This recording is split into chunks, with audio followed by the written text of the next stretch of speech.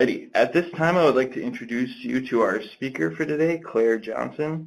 Claire is a member of BKD's Healthcare Performance Advisory Services Division. She has more than 10 years of healthcare consulting experience, including 4 years at an academic medical center. Prior to joining BKD, she provided healthcare consulting services at a regional accounting firm. She has experience in revenue management, including charge master analysis and maintenance, hospital service and supply pricing, and electronic medical record building for charge capture. Most recently, Claire has assisted clients with all aspects of 340B drug pricing program. She partnered with a national IT company to help implement 340B split billing software at hospitals throughout the United States.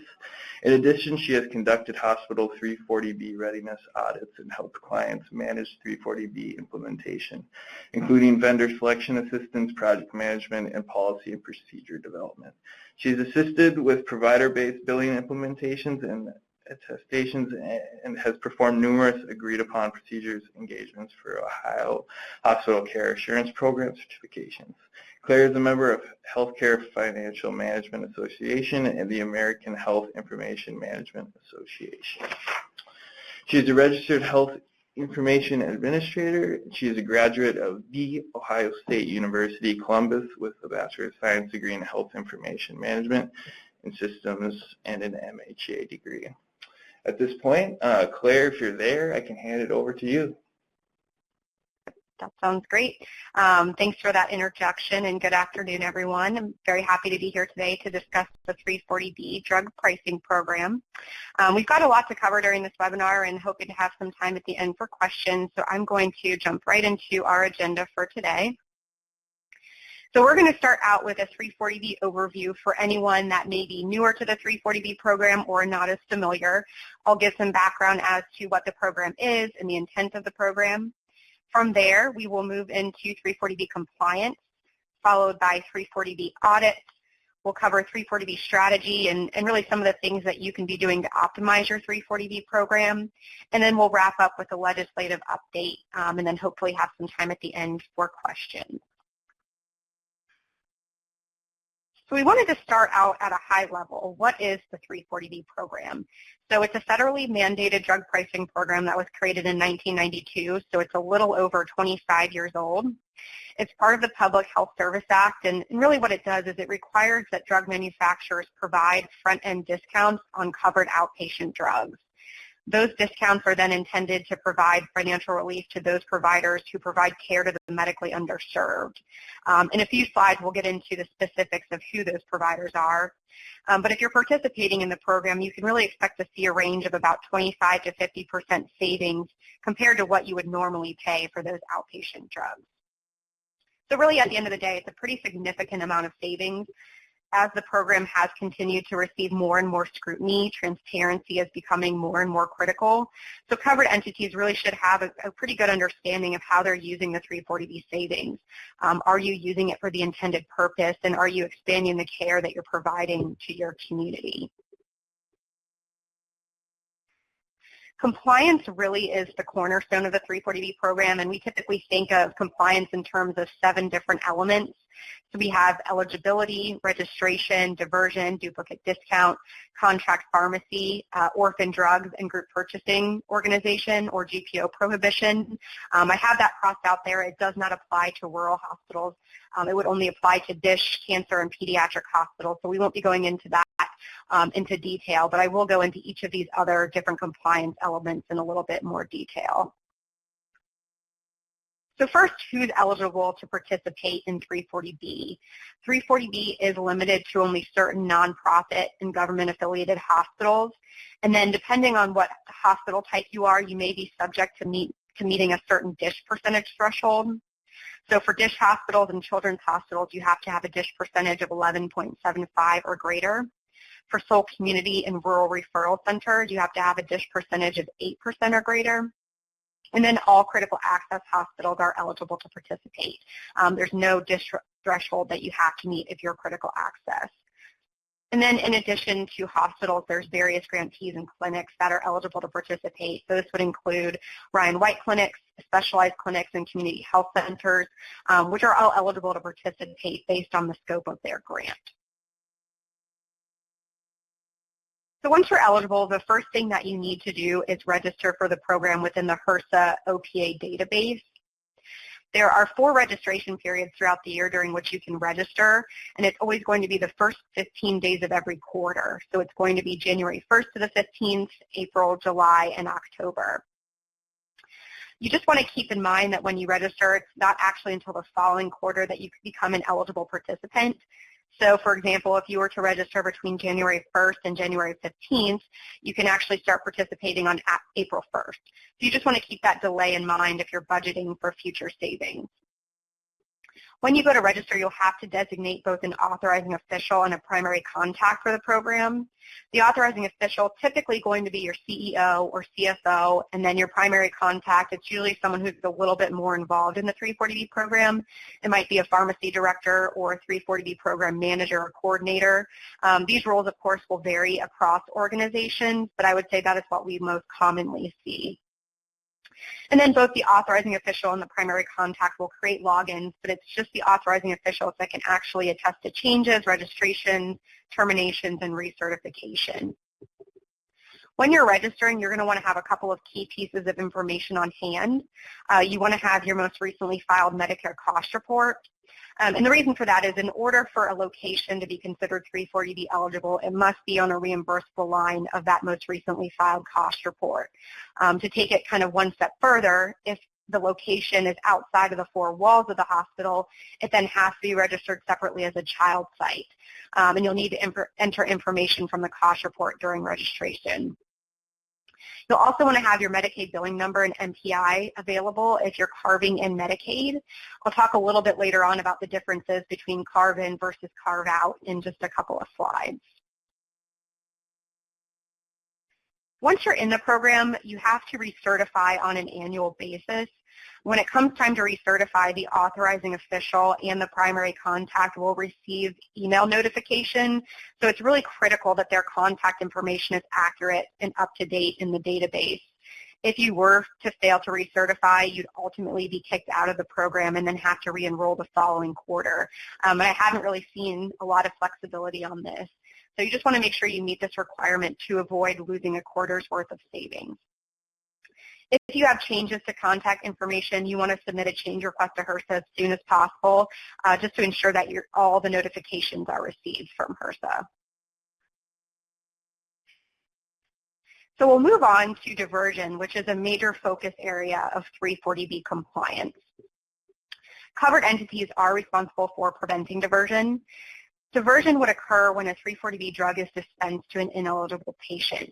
So in order for a drug and a patient to be 340B eligible, it has to meet the 340B patient definition, and that's going to include a few different elements. So first, when we think about mixed use, the drug has to be administered in an outpatient status. The drug has to be ordered by an employed or contracted provider. The service being received has to take place in a 340B eligible location, so as I was mentioning earlier, on a reimbursable line of the cost report. And then the covered entity has to maintain a record of that patient's care. If the drug does not meet 340B patient definition, it should not be purchased on a 340B account. Most covered entities will use a 340B split billing software to assist with testing each transaction for eligibility. But you really want to understand how this software and the filters and the qualification rules within that system work. Ultimately, it's up to the covered entity to prevent diversion. And I'll touch on some examples of diversion a little bit later on when we move into HRSA Audits.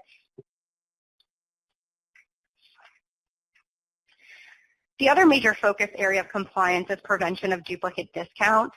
So for duplicate discount, 340B law states that drug manufacturers do not have to provide both a 340B discount to the covered entity and also pay a rebate to the state Medicaid agency for the same drug. So really at the end of the day, it's preventing double dipping from the manufacturer. There are 2 options to prevent duplicate discount. When you go to register for 340B, you can either choose to carve in Medicaid, which is stating that you, the covered entity, will take the 340B discount and the state agency should not be seeking the rebate, or you can choose to carve out, which is when the covered entity does not take the discount and the state agency is therefore eligible for the rebate. You make that determination when you register, but you can change that later on in the program. You have to on a quarterly basis and you would submit notification to HRSA. If you are carving in, you will be required to list your Medicaid billing numbers and NPI in what's called the Medicaid exclusion file. This file is available in the HRSA database, and this can signal to the state Medicaid agency not to take the rebate on outpatient drugs billed by the covered entity. Now, where this can get a little bit tricky is that some states have established additional 340B Medicaid billing rules. So in addition to being listed in the Medicaid exclusion file, they may require that you append a modifier to the claim or potentially bill at actual acquisition costs, or there might be some states that actually don't have any further requirements. It really does just depend on the state. So, we would definitely encourage you to become familiar with your state Medicaid contacts for 340B. Reach out to them to confirm how you should be billing if it's not exactly clear in their policies. And we always have in red at the bottom, it's in bold, the responsibility for avoiding duplicate discount is on the covered entity. So it's not on the state Medicaid agency. So you just want to keep that in mind if you are carving in Medicaid, that you're doing so compliantly, and same for carving out.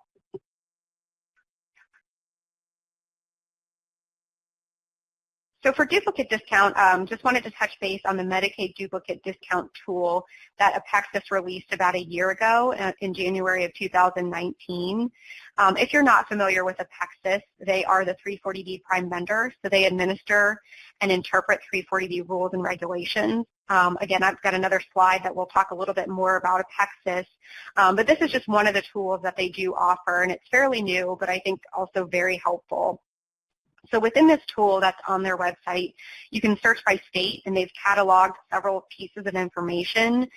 We have one just state example up here. It happens to be Colorado. But starting at the top right, it will tell you the percentage of covered entities that are carving in your state, if you're curious to see what other states are doing or what others in your state are doing. It will then also tell you the contact information for your 340B, for your state Medicaid agency. On the left, it will tell you the specific 340B billing rules. So for Colorado, for example, it indicates that for facility-administered medications, a UD modifier should be applied to the claim, and you should be billing at actual acquisition cost if you're carving in. The Apexus tool really, is only as good as the information that the state supplies or sends updates. So it's always just good, I think, to confirm with your state Medicaid contacts as well. And Apexus, always recommends that if you see anything that doesn't look correct on their website, to reach out to them and they can investigate and make corrections. But I think this is always a good starting point to go and start looking at what those rules are for your state.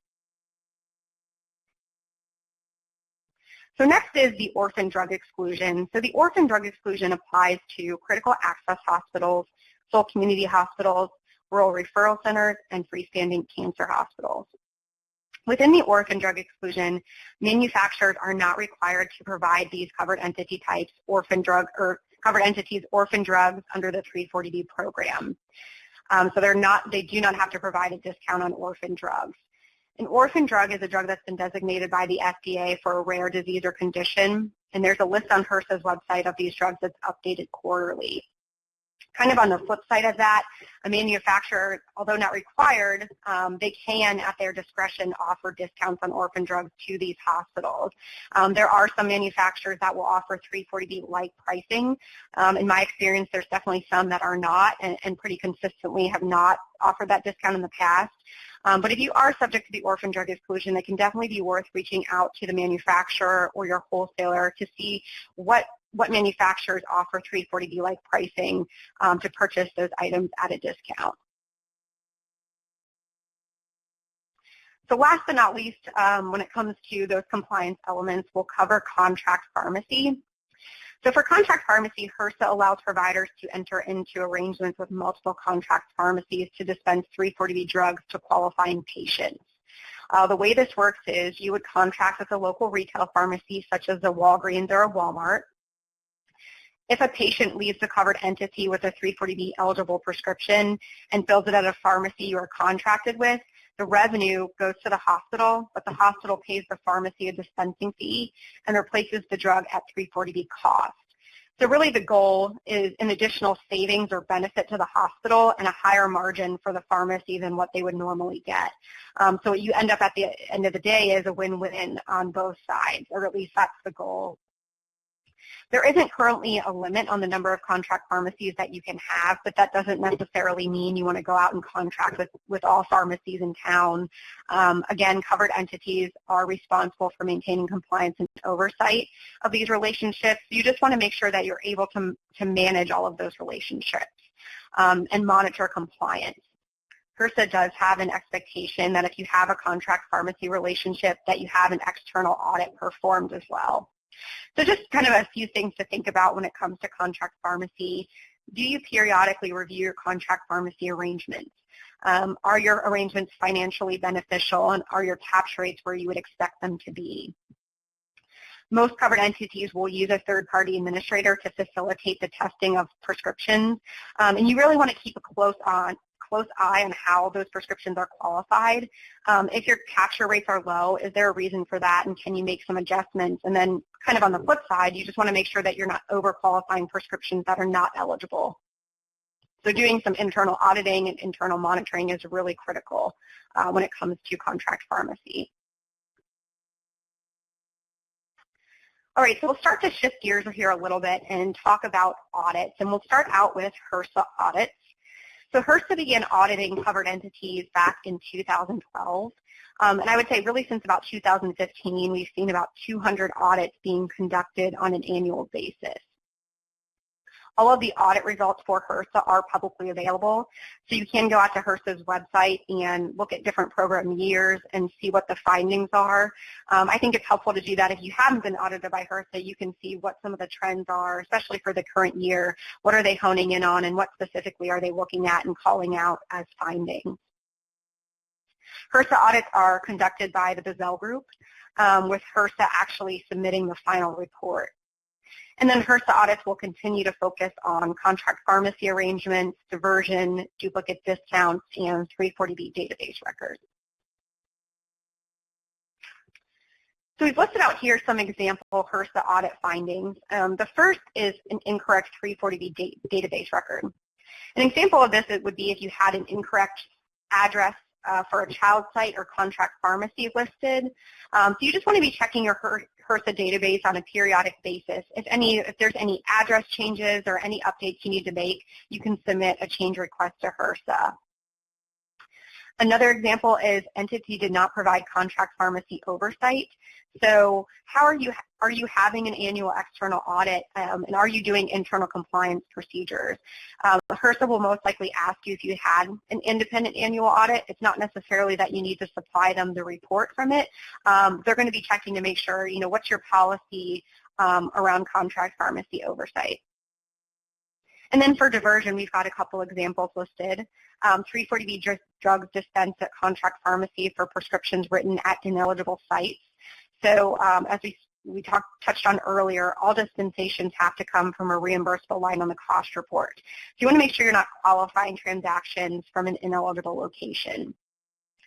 340B drugs dispensed to an inpatient. An example of this is when a patient comes into the ED or observation. Drugs administered in those settings would qualify. But if the patient is later admitted, if there should be a cutoff point in your split billing system that prevents those inpatient drugs from qualifying. So again, while they're in the ED or OBS, those would count. But as soon as they're admitted, drugs dispensed after that time should no longer qualify. And then 340B drugs dispensed at contract pharmacies not supported by a medical record. This one I think is pretty common, where I see that the provider may be too general in their documentation, and they don't call out specifically, what drug is being called in for a refill, and they state something like refilled meds on 1/1/2020, but it doesn't say which meds, or there's lack of documentation of that prescription. So there isn't that clear audit trail for that specific drug. So you just want to make sure all of your dispensations are getting documented appropriately in the medical record. And then duplicate discount, a couple examples. First is inaccurate or incomplete information in the Medicaid exclusion file. If you have incorrect or missing billing numbers or NPIs, HRSA is also beginning to request copies of Medicaid bills in order to check for correct NPIs and Medicaid billing numbers. And then entity was billing contrary to information included in the Medicaid exclusion file. So if you've chosen to carve out Medicaid, but you are carving in specific payers, that would be a finding, or vice versa.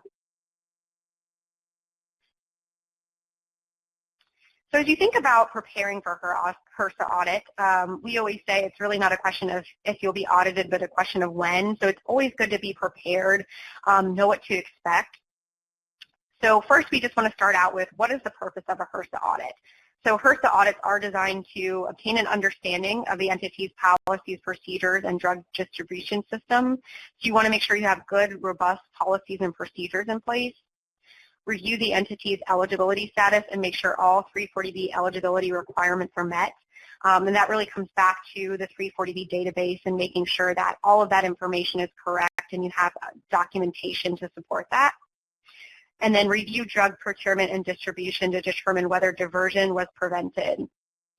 And then determine whether the covered entity properly prevented duplicate discounts. So what do HRSA audit procedures include? So at a high level and just in general, it includes a review of those policies and procedures that I mentioned, looking at your internal controls. So what are you doing to prevent diversion and duplicate discount? And then they'll do testing on a sample basis, those transactions that pertain to 340B drugs. So if you're selected for an audit, HRSA will first issue a data request. It's helpful to be familiar with this request so you know what's coming and you won't be scrambling to pull all of the information together when you're under a tight deadline or turnaround time. So I'll highlight just a couple of these items. I'm not going to go through each one of these. But first, I would say, do you have a good listing of all of your departments and locations that are eligible for 340B? It often helps if you have all of your departments crosswalked to a line on the cost report, and then also indicating whether or not they're part of the parent entity, so within the four walls of the hospital, or if they're a child site. I think having this crosswalk can really increase efficiency and cut down on some of the questions that the auditors may have around your cost report. You'll also need to provide what we call the 340B universe for 6-month period. So this is all qualified transactions for 340B dispensations and all 340B purchases. And then I'll touch on contract pharmacy documentation. So do you have all of your contracts signed and up to date? I've done a number of audits where their entity isn't either able to produce a copy or it's outdated where you've terminated some contract pharmacies but they're still listed in the contract. So you just want to make sure if you have changes to your contracts that you've got amendments and documentation of those changes. So like I said, I won't go through each and every one of these. I just wanted to highlight a few of those. But I think it definitely helps to get familiar with this list and know where each of these items is coming from so you know who within your organization you need to contact to start collecting this information if you're selected for an audit. So what is the typical flow of the audit process? So HRSA will first start out by sending the covered entity a letter stating selection for audit. You will then schedule a pre-site visit conference call with the Gazelle group. And during this call, they'll walk you through the process and also go over the data request. Your on-site time will then be scheduled, and an auditor from the Gazelle group will spend usually about 2 days. Sometimes they may wrap up sooner than that, but I think in general they schedule about 2 days on site. And it's usually about 45 to 60 days after receiving that initial letter. And then a report is provided by HRSA. And then if it's applicable to you, you will submit a corrective action plan if you have findings. I'll touch on these when we go into a bit more detail on the post-audit phase. But when you get that audit notification, you'll want to start assembling a team.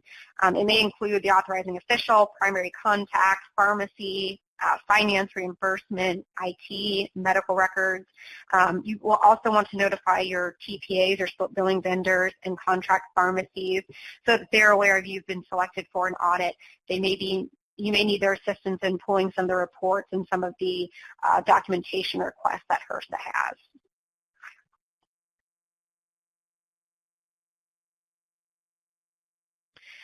So what does the on-site procedures include? So we touched on this already, but reviewing policies and procedures, and how are those procedures operationalized? So they'll likely ask you questions on your policies and procedures, so you just want to be very familiar with those, and you want to make sure your organization is following what is stated in the policies and procedures. So if anything has changed over time, it's always good to go through those policies and procedures and update them with any new processes.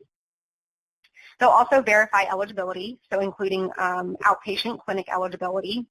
And they'll be looking at your internal controls to prevent diversion and duplicate discounts, including how the covered entity defines what a patient is, how they define inpatient versus outpatient, how you're registered in the Medicaid exclusion file, and accuracy of covered entities 340B records. We'll review 340B compliance at the covered entity, at the parent site, any outpatient facilities and child sites, and contract pharmacies. And then they'll be doing testing on a transaction basis. And typically they'll pull about 50 to 100 samples to review during that audit. So what's the flow of the on-site audit? What can you expect on the day of? So once they come on site, you'll have an introductory meeting. Following that meeting, they'll go over the agenda for the day. They'll want to actually observe your processes and systems. So they will likely do outpatient site visits, contract pharmacy site visits, as well as ask you questions about your inventory, dispensing, and procurement. They'll then look at an analysis of samples. And during that time, you really want to make sure you have someone available that can navigate the medical record and walk through each sample with the auditor.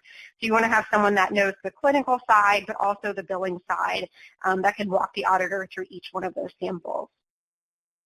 At the end of the day, they may bring up any follow-up questions raised during the audit, and then you'll have an exit conference at the end. At the end of the day, results are not provided at the conclusion of the audit. The Bizzell Group cannot speak for HRSA, and they won't generally tell you what the findings are at the end of the day. So what will happen is they will actually present their findings to HRSA, and your final report will come from HRSA. So what can you expect post-audit? I just mentioned that the preliminary results are provided by the auditor to HRSA, and then HRSA will provide that final report. It generally takes about 3 to 6 months to receive that final report. If there are findings, you have up to 30 days to challenge those findings, and then 60 days to submit a corrective action plan. After corrective action plans are approved, HRSA will expect periodic corrective action plan implementation updates. And then once your CAP is implemented, the covered entity will attest to completion of it. In general, HRSA expects that the CAP be completed within about 6 months of when it's approved. And then once they approve that final CAP and it's been completed, that would conclude the audit. So just a couple closing thoughts on HRSA audits. I think the earlier you become familiar with the process, the better. Also prepare as much as you can. So from when you first receive that letter to the time they come on site, it can always be helpful to perform a mock audit, whether that's internally or you have someone come in externally and do that. Just kind of walking through the procedures can always be beneficial. Kind of gives you a trial run and kind of work out the kinks before the real thing would happen.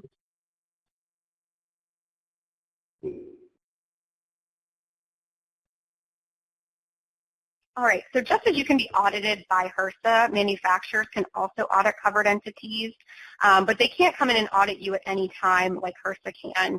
They would actually need to demonstrate reasonable cause for the audit. And a reasonable cause, an example of that could be that you have some sort of increase in your purchases, or they determine an unusually high amount of 340B purchase activity from what they would expect. The details of manufacturer audits are not publicly available, but one thing we do recommend is that if you do receive an inquiry from a manufacturer, it's important to respond in a timely manner and try to cooperate as much as you can. The scope of their audit is going to be much more limited, so it's limited to just those drugs that they manufacture, so it's not going to be unlimited scope like HRSA has. So I think if you can just cooperate, and you don't need to provide more information than they're asking for, but respond to their inquiries in a timely manner and to try and get the issue resolved. So some of the consequences if you're found to be non-compliant, the most common would be a repayment to manufacturers if you've incorrectly purchased on the 340B account. Ultimately, you could potentially be removed from the 340B program if you're unable to demonstrate compliance, but I think that's very rare. What we more commonly see is maybe a specific child site or a specific contract pharmacy would be terminated, but not necessarily your program altogether.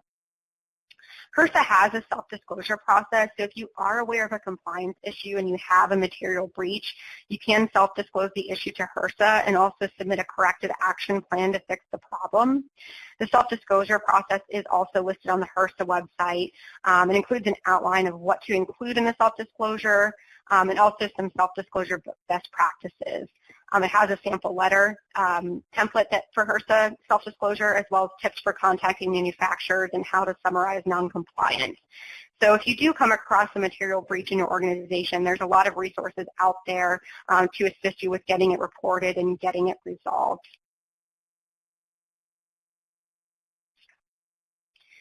So I mentioned Apexus a little bit earlier briefly when I was talking about the Medicaid duplicate discount tool. So I wanted to touch on Apexus if you're not familiar. Apexus is the 340B prime vendor, and they really have a lot of great resources available to covered entities. So first, kind of their main purpose is that covered entities can enroll in the prime vendor program, which provides lower pricing than 340B for many drugs. So if you're not already enrolled, I would recommend going out to their website and taking a look and enrolling in the PVP. In addition to cost savings, they also communicate policy. So there's a really great FAQ section available. You can also call Apexus or chat live with an Apexus representative if you have a compliance question. And then they provide a lot of education as well. So they have 340B University. They have that both in person and on demand. And then they have a number of 340B tools. So they have policy and procedure templates that you can use as a starting point. If you do use their policy and procedure templates, you just want to make sure that you're tailoring them specifically to your organization and that you're following the policies and procedures that you put in place. They have internal audit templates.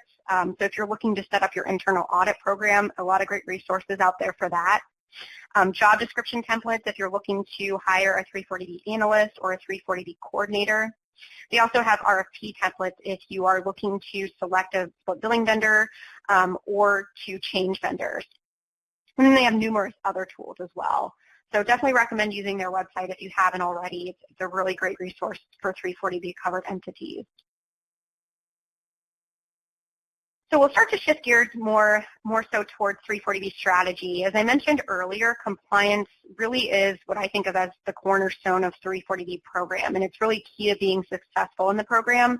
But in addition to compliance, are there ways to better operationalize and optimize 340B? So I wanted to spend some time discussing the replenishment model and 340B split billing vendors, as this can be a large part of your 340B strategy and contributor to success. I would say the majority of participating hospitals use virtual inventory and a split billing vendor to facilitate their 340B program for both mixed use and contract pharmacy. A split billing vendor allows the hospital to keep a virtual inventory of 340B. So on the mixed use side, pharmacy data is sent to the split biller, and the system determines which transactions are 340B eligible and keeps a virtual accumulator or a virtual bank of what's eligible to be purchased on 340B. So it's really retrospective, and discounts are based on prior drug utilization. So when a buyer goes in to purchase items on a specific day, the split billing vendor is going to facilitate splitting that order between your 340B eligible and your GPO account. So it's a really great system that can help you facilitate your program, but one thing you want to keep in mind is it's not necessarily a system that you can just flip a switch, turn on, and let it run your program. It really does require a lot of maintenance and monitoring to make sure that it's accurately accumulating all of your transactions. So this is just another illustration of how the replenishment model works from Apexus, and really at a high-level overview, 340B split billing software maintains your program, and what it does is it converts the drug quantity that's administered in the IT data feed to the National Drug Code unit. So all of that charge data that you're sending over, it's going to convert it into purchase units and keep a virtual bank of those units to be replenished on the 340B account.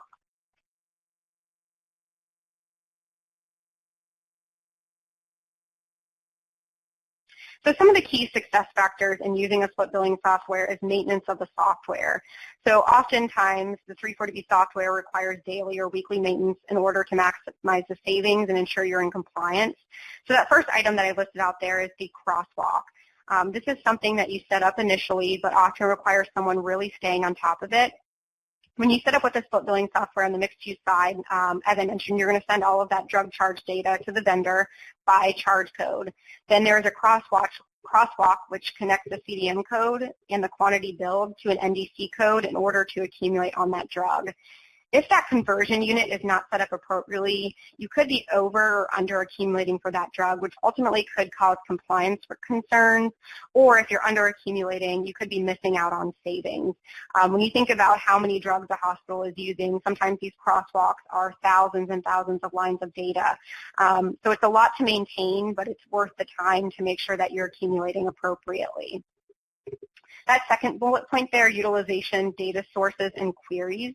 When you send your charge data, you want to make sure all drug charges are being captured and that you're capturing the correct quantity. I've worked with covered entities where it was discovered that eligible clinic charges were not being sent to the vendor. So they had clinics that were on a separate EMR and they were only sending the hospital data. But these clinics were eligible, so they were missing out on some of the drugs dispensed in those locations. Another example that I came across is we noticed in one particular hospital's drug data feed that about 90% or 95% of the charges they were sending had a quantity of 1. We usually see a lot more variation than that. So we noticed that they were sending across the dose given to the patient instead of the actual amount administered to the patient. So they weren't necessarily out of compliance, but they were heavily under accumulating. So they were able to work through that and get all of their information correct. But ultimately it led to them missing out on some savings for a period of time. For purchasing trends, we always recommend taking a look at the percentage being purchased on 340B versus GPO, as well as reviewing the details to see if there's items being purchased on GPO but are typically administered to outpatients. This could be an indication that there's something wrong with your accumulations, and again, potentially missing out on 340B savings. Qualification rules and filters. You want to make sure that any filters are set up appropriately within your split billing software. A couple examples of filters would be location filters. So if you're sending all locations of data, but let's say you have specific clinics that aren't 340B eligible, you want to make sure those are being carved out either on your side or that your split billing vendor has a carve out for it. And then if you're carving out Medicaid, you want to make sure you're excluding all of your Medicaid payer codes. And again, this is something you want to monitor. If you have chosen to carve out Medicaid, I've run across a scenario where they set up the filters when they first went live on the system, but a year or two down the road, the billing office actually created some new Medicaid payer codes, but that wasn't ever communicated to the pharmacy or to the split billing vendor. So there was a period of time where they were actually qualifying Medicaid patients for 340B, even though they were set to carve out. And then qualification rules for contract pharmacy is very important, as this will determine what will qualify and not qualify. And these rules often depend on the 340B capabilities of the vendor and what rules they have available. But we often see some risk around contract pharmacy rules just depending on the setup. Just one example, or one of the common compliance risks I see on the contract pharmacy side is if you have a physician that might practice in your ED, but also has a private office that's not affiliated with the hospital, you want to make sure you're only qualifying prescriptions from the ED and not those prescriptions from their private office. You want to make sure there's good rules in place to prevent that. And then for reports, are you optimizing all of the reports that are available to you within the software to monitor the program? And then multiple contract pharmacy split billing vendors.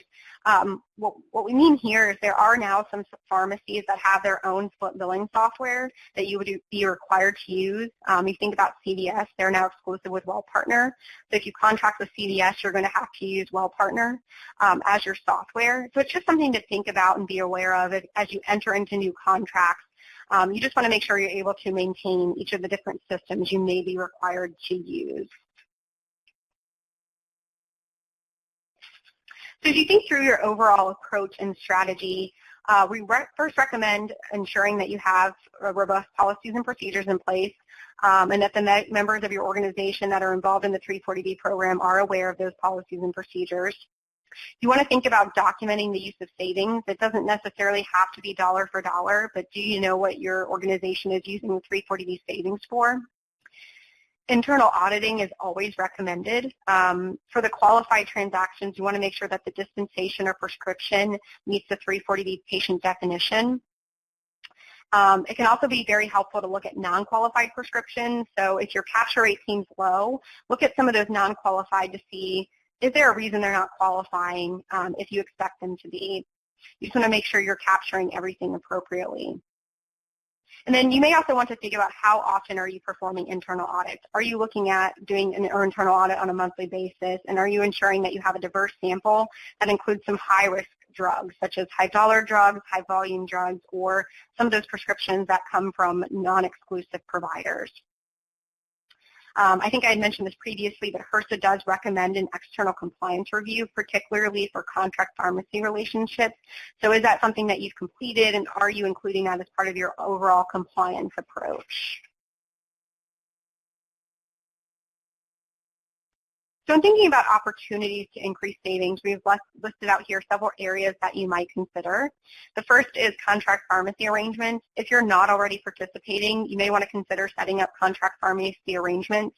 If you do have those arrangements, you may want to look at, are we contracted with the right pharmacies? And that might change over time. Do we need to reevaluate who we're contracted with, and are we seeing the benefit that we would expect from each of our contract pharmacy relationships? For Medicaid carve-in, if you're currently carved out, you may want to think about, is there an opportunity to carve in and obtain savings on Medicaid outpatients?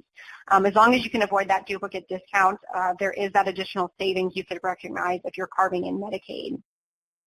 For clinic conversions and child sites, are there physician practices that are not provider-based, and is there an opportunity to convert those to provider-based so that they can become 340B eligible, and you could take advantage of the savings for drugs dispensed in those locations, but also prescribed from those locations and filled at an eligible contract pharmacy? I had previously mentioned orphan drugs. As I mentioned, some manufacturers do offer 340B pricing. We recommend, if you reach out to the manufacturer, asking them for an approval letter prior to purchasing at the 340B discount. I know one of the most common drugs I see that offers a discount is Remicade, but there's plenty of manufacturers that are offering those discounts. So it's always worth it to ask. And then if you're unable to obtain orphan drug pricing, is there a biosimilar in the market that you could purchase instead to increase savings? And then do you have 340B accounts set up for direct vendors in order to obtain the savings from those manufacturers? We often see hospitals that have direct vendors, so this would be any vendor outside of your main wholesaler, but they don't actually set up a 340B account. So if you don't already, it may be worth looking into what products do we buy from those vendors. Can we set up a 340B account? It often requires a manual process, but it can definitely be worth it if the volume is there and the savings are there. So as we start to kind of wrap things up and move on to kind of the legislative section, I wanted to just touch on where the program first started back in 1992 to where we are today. So really what we saw in the first 18 years or so of the program, just some minor changes, but really the biggest changes in 340B have come over the last 5 to 10 years, as we've seen some more significant clarifications that have had a major impact to the program. So in 2010, we saw an expansion to the program as the ACA expanded eligibility to 5 new entity types. So this allowed for additional entity types to qualify for 340B, which created a large influx of 340B covered entities. We also saw in 2010 that HRSA began allowing covered entities to contract with multiple contract pharmacies, whereas prior to that time, I think it was limited to just maybe 2 or 3. So since 2010, we've seen a large expansion in contract pharmacy relationships, and I think that's where HRSA has that external audit recommendation. In 2012, one of the significant changes was that HRSA began to audit covered entities and also require recertification each year. And then from 2013 to 2015, we saw some clarifications to the orphan drug exclusion and the GPO prohibition. And then I don't have it listed out here on this slide, but in 2015, many of you may recall that there was the mega guidance, and that ultimately did not move forward, but that would have offered several, I think, clarifications to the 340B patient definition and several changes as well. So that really brings us into some of the more current legislative updates. Between 2017 and 2018, there were a number of proposed bills for 340B that ultimately would have limited participation and increased reporting requirements. We didn't list out the bills on this slide. Ultimately, none of these bills actually did move forward, but I think it's still important to review and think about, you can really see from what's proposed in those bills where the scrutiny lies within the program. And I think a lot of that scrutiny is around transparency and use of the savings. Use of the savings has really become a major focus. We've listed out some of the items that were also proposed in the bill, such as prohibiting new enrollments, increasing report requirements to prevent abuse, and ensure 340B savings are used to lower drug costs. And then holding hospitals accountable for passing the savings directly on to patients. And they even proposed increasing the DISH percentage to qualify for 340B and including a user fee for the program. So there's just a few, I think, that really stand out. And again, like I said, these didn't move forward, but you can start to see kind of what the common themes are within these bills. So I wanted to spend a couple of minutes discussing the OPPS reduction, as this was a major change and it does have an impact on certain hospital-covered entities. So effective January 1st of 2018, there was a 28.5% reduction on status indicator K drugs for certain covered entity types. So for status indicator K, if you're subject to the reduction, a JG modifier would have to be applied, which will signal CMS to reduce reimbursement from ASP plus 6% to ASP minus 22.5%. So that's where that overall 28.5% reduction comes in. And then for status indicator T drugs, a TB modifier should be applied. And the TB modifier is informational, so it doesn't actually reduce reimbursement. The reduced reimbursement is only on status indicator K. And this table here was pulled from the OPPS 340B FAQs, which was released by CMS on December 13th of 2017. But we put this on here because I think it really does provide a good summary of who the OPPS reduction applies to and who must append the modifier. So as you can see on here, DISH hospitals, rural referral centers, and non-rural full community hospitals are required to apply the JG modifier to the status indicator K drugs, whereas rural full community hospitals are required to apply the TB modifier where appropriate. And then for critical access hospitals, the TB modifier is optional. I think for most critical access hospitals, since it's optional, most I think are not applying anything at this time.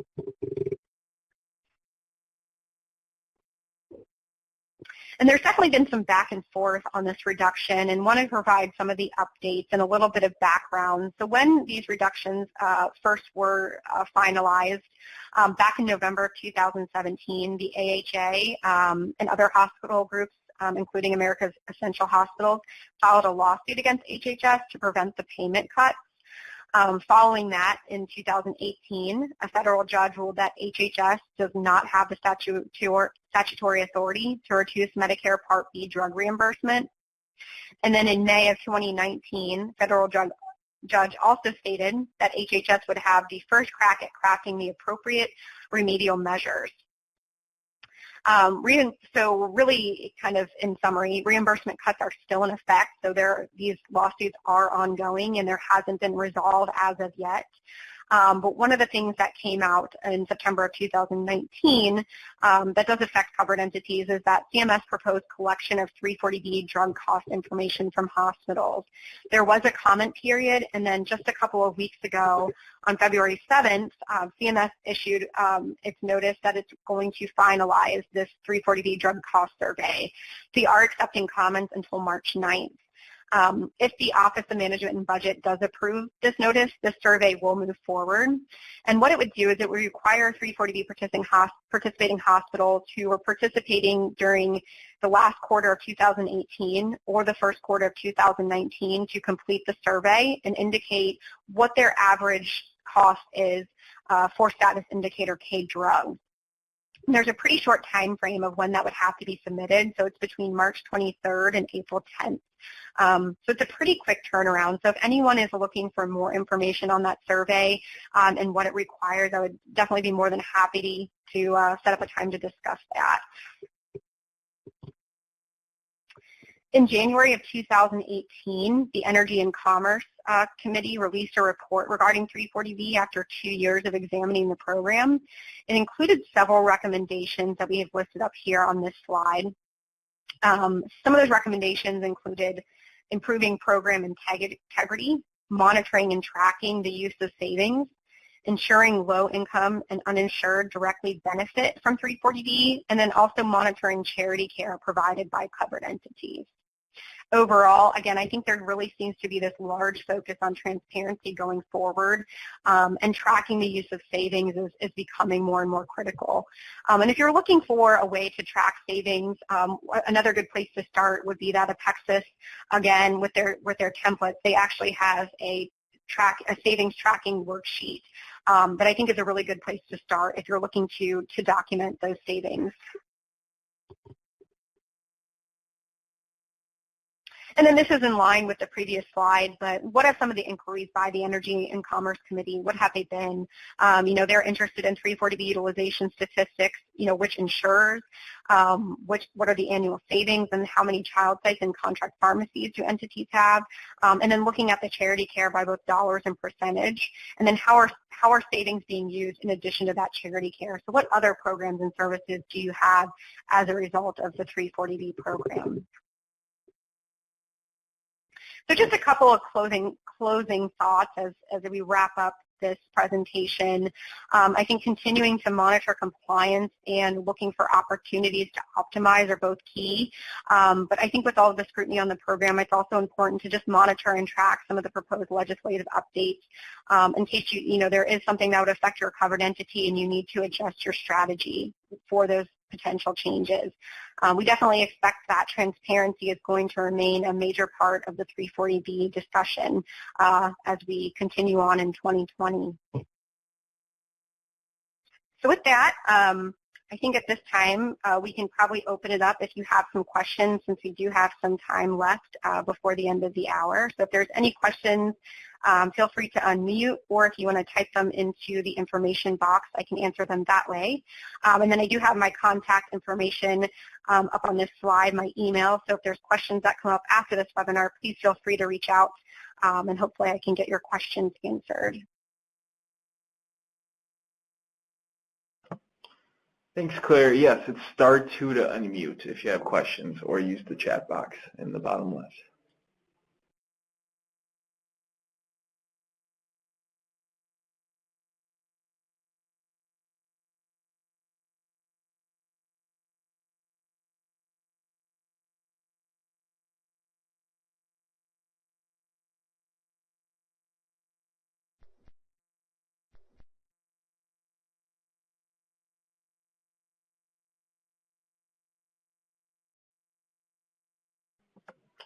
And while people are thinking of questions, I just pulled up the final polling question. And also on the screen, you'll see a slide. We have a short online assessment.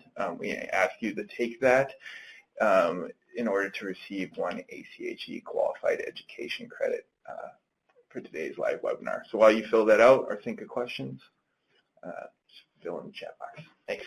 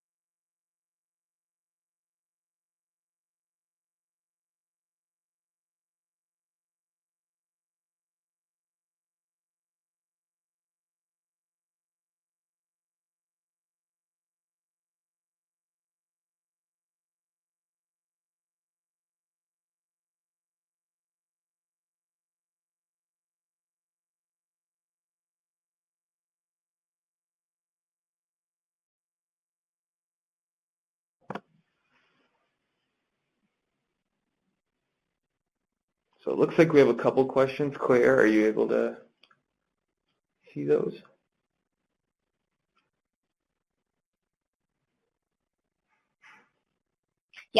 I can. So it looks like the first question, is there a difference in savings for DSH hospitals qualifying at 11.75% versus 8%? And I think I understand the question. So really, yeah, so DSH hospitals have to have 11.75% to qualify, and then rural referral soul community have to have 8%. There's not a difference in, I guess, necessarily how you would track the savings for those two hospitals.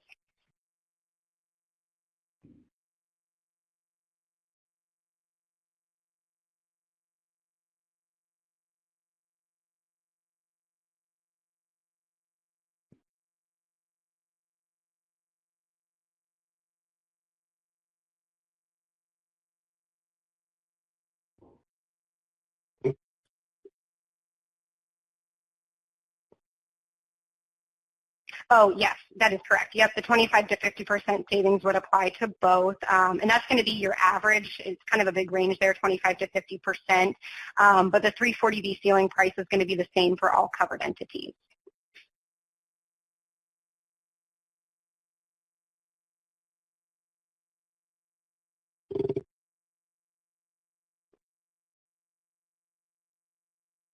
Yeah, and I think I missed that first question. So as a critical access hospital, we are lucky to operate at a break even. Is it permissible to use savings in operations? And I would say I would recommend taking a look at that Apexus tool, because they will give you some good examples of what you can put as your, or what you can attribute savings to. So some examples of that, would be cost of treating uninsured patients, maybe referred to, as indigent or charity care, unreimbursed cost of treating Medicaid patients, bad debt, community health improvement services, standardized or subsidized health services, unreimbursed cost of treating Medicare patients. So there's a number of examples. So I would definitely recommend taking a look at that to list out how you're attributing those savings.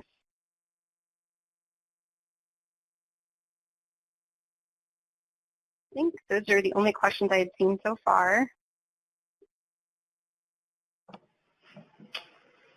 Sounds good. Any other questions before we sign off?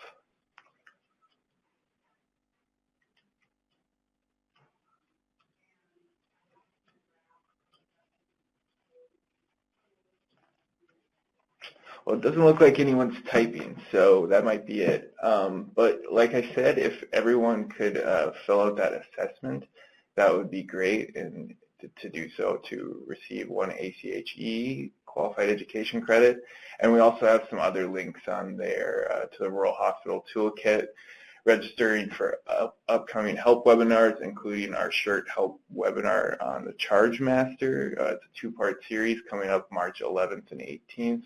And our podcast, and I will post my email in the chat if anyone has any follow-up questions. Other than that, I'd like to thank Claire for speaking today. Thank you for providing your expertise, and thanks, everyone. Thank you for having me. Thanks, everybody.